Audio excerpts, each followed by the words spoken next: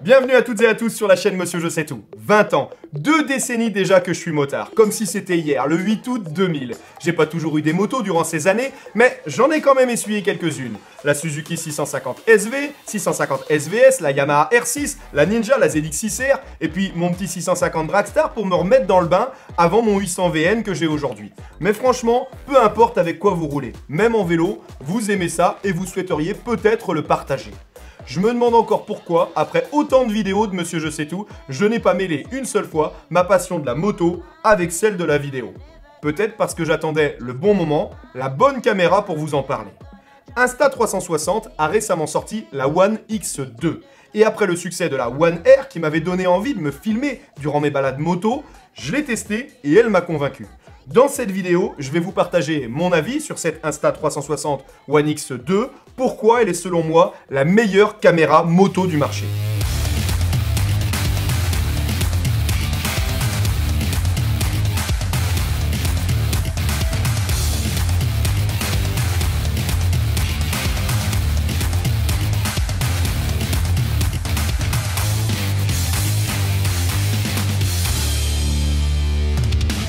Comment va se dérouler cette vidéo? En 1, on va débuter par la présentation, le rappel de ses spécificités techniques pour ceux qui n'ont pas suivi la première présentation. En 2, ses fonctionnalités et ses atouts pour une utilisation en moto. En 3, le test terrain, la qualité de ses images. Et enfin, en 4, mon avis global sur la One X2, est-elle adaptée à une utilisation moto comparée à la One R? Et finalement, est-ce vraiment la meilleure? Avant de commencer, il ne vous aura pas échappé que le fabricant chinois Insta360 est leader sur le marché des caméras 360 degrés, qui font un carton actuellement, et qu'ils empiètent petit à petit sur le géant GoPro, qui est leader sur le marché des caméras d'action. Et oui, parce que ce n'est pas une caméra d'action à proprement parler, même si elle embarque un mode Steadicam qui n'utilisera qu'un seul des 2 capteurs pour restituer une image normale, enfin un peu plus, 150 degrés pour être précis, mais il s'agit bien d'une caméra qui filme en 360 degrés, ce qui va offrir un avantage certain en moto pour ne rien rater puisqu'on peut difficilement cadrer et piloter en même temps. Certains d'entre vous l'utiliseront pour filmer leurs exploits sportifs, d'autres leurs balades, leurs moments de loisirs ou encore en dashcam, une sorte de boîte noire où vous enregistrez en continu vos trajets en cas de litige ou pour témoigner de ce que vous avez observé. On n'oubliera donc rien entre performance, autonomie et stabilisation, c'est parti. Pour commencer, les mensurations de cette One X2, elle pèse 149 grammes pour 4,62 cm de largeur, 11,3 de hauteur et 2,98 cm d'épaisseur, avec une batterie amovible, là où se trouve également l'emplacement de la carte micro SD d'une capacité maximale de 1 Tera. Une trappe où se cache le port USB-C pour décharger vos images ou la recharger via un adaptateur ou un port USB de votre ordinateur. Dessous, il s'agit d'un pas de vis standard d'1/4 de pouce, idéal pour l'accrocher solidement à un support standard de casque ou de guidon par exemple. Un premier point très important, c'est son autonomie. Elle tient 1h30 en se mettant en veille régulièrement bien sûr, comme vous l'aurez décidé en réglant le timer dans le menu. On peut ressortir facilement du mode veille grâce au gros bouton de déclenchement et ça ne l'empêche pas de fonctionner durant cette mise en veille de l'écran. Les batteries, elles font 1630 mAh chacune et sont interchangeables, amovibles comme je vous le disais. C'est un vrai plus que n'ont pas toutes les caméras 360 degrés, c'est très appréciable. Une batterie supplémentaire vous en coûtera 39,99 € sur leur site. Il n'y a franchement pas besoin de beaucoup d'autres accessoires, à part la perche à 16 €, très solide, vous le verrez, je l'ai testé sur l'autoroute, puis il y a déjà la petite housse de protection. Livré avec, c'est suffisant comme investissement, excepté évidemment la fixation, et il faudra également ajouter les cartes mémoire. Côté micro SD, justement, lors de mes tests, j'ai manqué de capacité en utilisant une carte de 32 Go.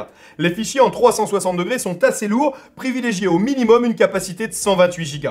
Et n'oubliez pas qu'elle doit être d'une vitesse d'écriture suffisamment rapide. J'ai réalisé une vidéo complète sur le choix des cartes SD, je vous laisse la visionner pour ceux qui veulent en savoir plus. Pour conclure cette prise en main, vous découvrez le gros bouton de déclenchement, juste en dessous, l'une des 2 LED sur chaque face, et enfin les 4 micros de chaque côté. L'écran rond, tactile, avec un menu très intuitif pour les réglages. Sur le côté opposé à la trappe de batterie et à celle de la connectique USB-C, on trouve le haut-parleur et le bouton power sur une face, très agréable au toucher, c'est très classe. Les spécificités techniques maintenant. Elle enregistre une image en 5,7K en 360 degrés grâce à son capteur de 1,23 pouces, jusqu'à 30 images par seconde. en 4K jusqu'à 50 images par seconde, et même 100 en 3K pour vos slow motion. Si vous souhaitez l'utiliser comme caméra d'action classique, standard, avec le mode Steadicam sur 150 degrés, que ce soit en mode paysage ou portrait, elle vous fournira une image en 2K de 2560 sur 1440 pixels en 50 ou 30 images par seconde. Le tout sera enregistré au format MP4 et INSV pour le 360 degrés, un format propriétaire que vous pouvez lire sur le logiciel gratuit proposé par Insta360 qui s'appelle Insta360 Studio 2020, qui vous permet de préparer vos séquences vidéo avant de les diffuser ou même de préparer vos rushs vidéo avant de les monter sur votre logiciel de montage favori.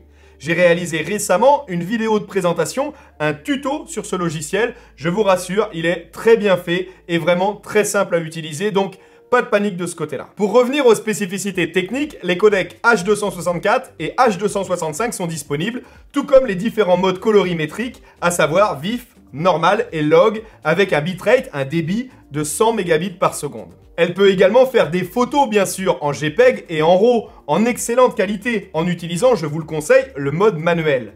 En 360 degrés, 6080 par 3040 et en panoramique, 4320 par 1440. Pour les autres détails techniques, bien qu'ils aient leur importance, les différents modes pour les photos sous-marines, pour les photos nuit, pour la vidéo HDR, l'utilisation en webcam également, je vous renvoie à la première vidéo de présentation de la One X2 que j'ai faite. On va revenir maintenant sur mon expérience sur route.